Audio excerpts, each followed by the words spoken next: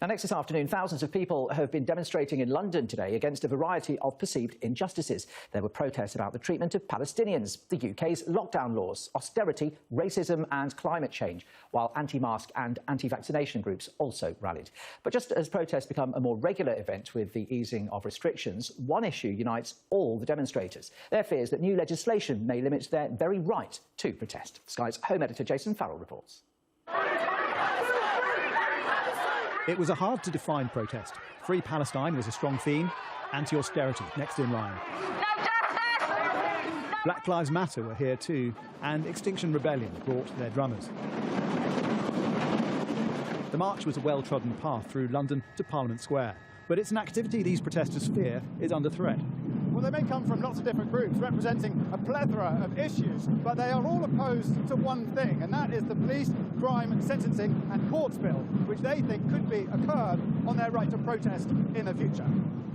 Many here are out for the first time since the restrictions on gatherings were lifted after the lockdown, and they're concerned the new legislation will bring new kinds of restrictions.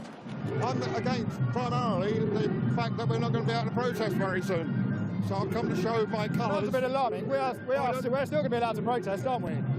I don't know that we will be. It's a direct violation of our freedom of speech and our freedom to protest. The government doesn't like it because they know they're wrong, they know they're not being just and fair, and they don't want us to talk about it. The bill states that a fair balance should be struck between individual rights and the general interests of the community.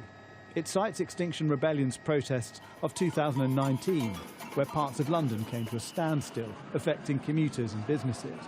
It will allow police to impose conditions such as start and finish times and maximum noise levels on protests. However, the bill states this power can only be used when the police reasonably believe that the noise from the protest may cause serious disruption to the activities of an organisation or cause significant impact on people in the vicinity of the protest. Impact is defined as intimidation, harassment, serious unease, serious alarm or serious distress. The Police and Crimes Bill is a major threat to our liberties in this country, which effectively will give the police power to control whether we demonstrate or not. And that would be an affront to democracy anywhere in the world, including here. And so amid all the other issues, a new battleground for protesters is emerging. The right to protest itself, to disrupt and cause unease and alarm. Jason Farrell, Sky News.